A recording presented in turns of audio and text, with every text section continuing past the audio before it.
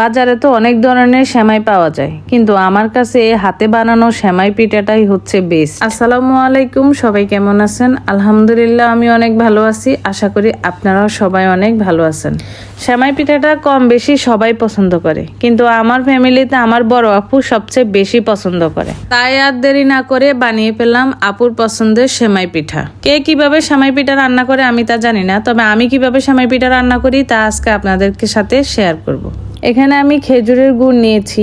এই খেজুরের গুড়টা একদম অরিজিনাল পিওর। শীতের সময় এগুলা যশোর থেকে এনে অনেকগুলা স্টোর করে রেখেছি আমি সারা বছরের জন্য। এখন চলে আসি রান্নার মূল প্রসেসে। আমি নিয়ে নিব 1 লিটার লিকুইড দুধ। এখানে আমি আড়ংয়ের দুধটা ব্যবহার করেছি। যেহেতু রমজান মাস বেশি রান্না করব না, এজন্য আমার 1 লিটার দুধে যথেষ্ট।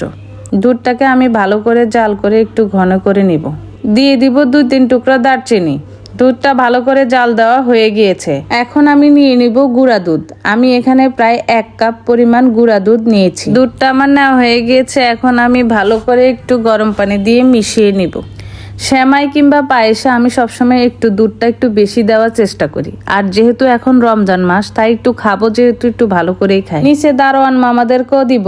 ওনারা খেয়ে যদি আত্মতৃপ্তি পান তখন নিজের কাছেও ভালো লাগে। আলহামদুলিল্লাহ আমি চেষ্টা করি এই রমজানে অন্তত আমি যাই রান্না করি না কেন আমার নিচে মামাদের সাথে শেয়ার করে খাওয়া। আল্লাহ সেই সৌভাগ্য আমাকে দিয়েছে। এখন আমি এখানে দিয়ে দিব সাবুদানা। আমি এগুলা আগেই ধুয়ে রেখেছিলাম। অনেকে সাবুদানা দেন না, কিন্তু আমার কাছে খেতে ভালো লাগে আর দেখতেও সুন্দর লাগে, তাই আমি দিই। এখন আমি দিয়ে দিব বানিয়ে রাখা সেমাই পিঠাগুলো। সেমাই পিঠাগুলো বানানো অনেক সুন্দর হয়েছে। এগুলো আমার শাশুড়ি আম্মা বানিয়েছে। মুরব্বিদের হাতের কাজ আসলে অনেক সুন্দর। আমার শাশুড়ি আম্মা এই ধরনের কাজ করতে খুবই স্বাচ্ছন্দ্য বোধ করেন। সবগুলো সেমাই পিঠা দেওয়া শেষ হয়ে গিয়েছে।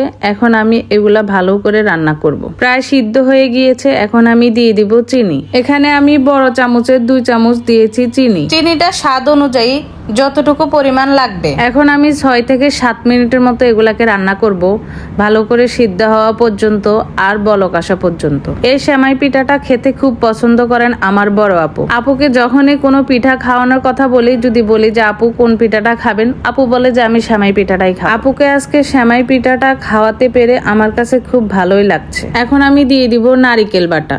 আমি এখানে 2 চামচ পরিমাণের মতো নারিকেলটা ব্লেন্ড করে নিয়েছি। সাথে দিয়ে দিব ওই যে গুলিয়ে রেখেছিলাম খেজুরের গুড়। খেজুরের গুড় দেওয়ার সময় ভিডিওটা নিতে আমি ভুলে গিয়েছিলাম, তাই আপনাদের সাথে শেয়ার করতে পারলাম না, তার জন্য সরি। খেজুরের গুড় দেওয়ার পর দেখেন সেমাই পিঠার কালারটা একদমই চেঞ্জ হয়ে গিয়েছে। কালারটা দেখতে খুবই সুন্দর লাগছে। আমার সেমাই পিঠা রান্না করাটা একদমই হয়ে গিয়েছে।